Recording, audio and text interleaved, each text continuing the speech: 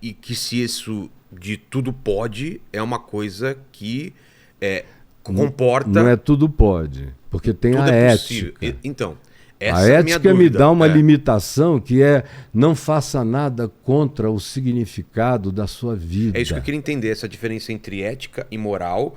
E eu entendi bem quando você fala que os tempos vão mudando a moral. A moral. Mas muitas igrejas, talvez a maioria, se baseia naquela moral que foi colocada fixa. Primitiva. Exatamente, até de hoje. Moisés, cuja moral foi infinitamente melhorada por quase todas as outras constituições ou decálogos, Então, de lá para cá. Então, hoje, como seria a gente seguir a ética e não a moral? Como a gente... Jesus ensinou ética e não ensinou nenhuma moral. Por exemplo, pela moral... O pecado, né? Porque a gente cai no pecado, né? O que é pecado, então? O pecado é tudo aquilo que me adoece. É tudo aquilo que eu faço contra a minha própria natureza e contra a minha própria integridade mental, espiritual, psicológica, física. É pecado. O não pecar é cada vez mais o tratar bem de si mesmo. Embora haja uma dimensão do pecado que caia num âmbito de inevitabilidade dentro de mim, até que eu vá crescendo, crescendo, crescendo, e eu nunca na Terra, no espaço-tempo, vou atingir esse nível de não pecaminosidade, porque eu não peco só quando eu faço. Eu peco quando eu penso, eu peco quando eu sinto, eu peco quando eu imagino, eu peco quando eu elocubro maldades, quando eu desejo perversidades, mesmo que eu me vista de santo. Então, a diferença é que eu posso evoluir, eticamente falando, independentemente de moral, eu posso ser um ser ético que caminha cada vez mais para a autoeducação mental, espiritual e psicológica, de modo que tem havido um tempo na minha vida em que eu não conseguia perdoar nada nem ninguém.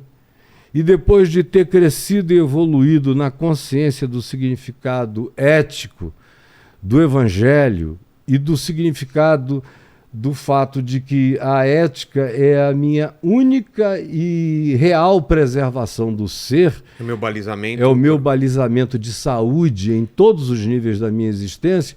E se eu não sou suicida e tenho vontade de crescer, melhorar e viver saudável até partir desta dimensão, é na ética que eu vou andar. Agora, a ética é não matar, não... E não desejar a morte. Não desejar a morte. Não é só não dizer que eu odeio e praticar algo odioso, é aprender a não odiar.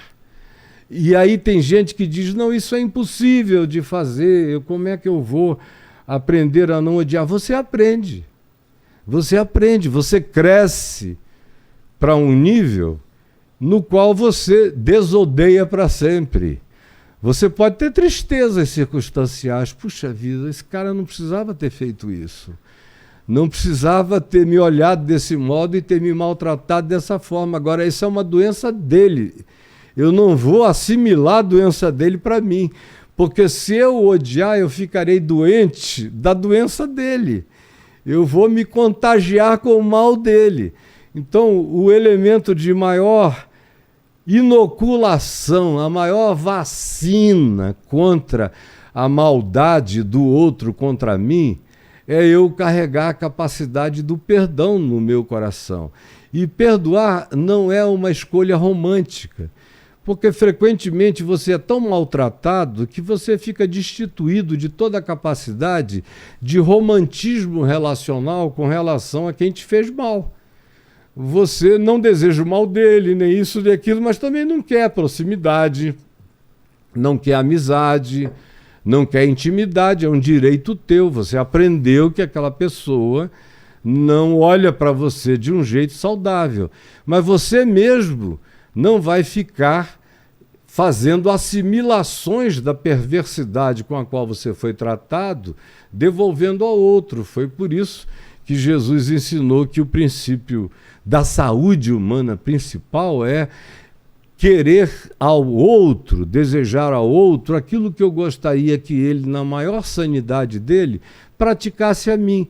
Então eu pratico para com você, a priori, independentemente de você, o que eu quero que você me devolva.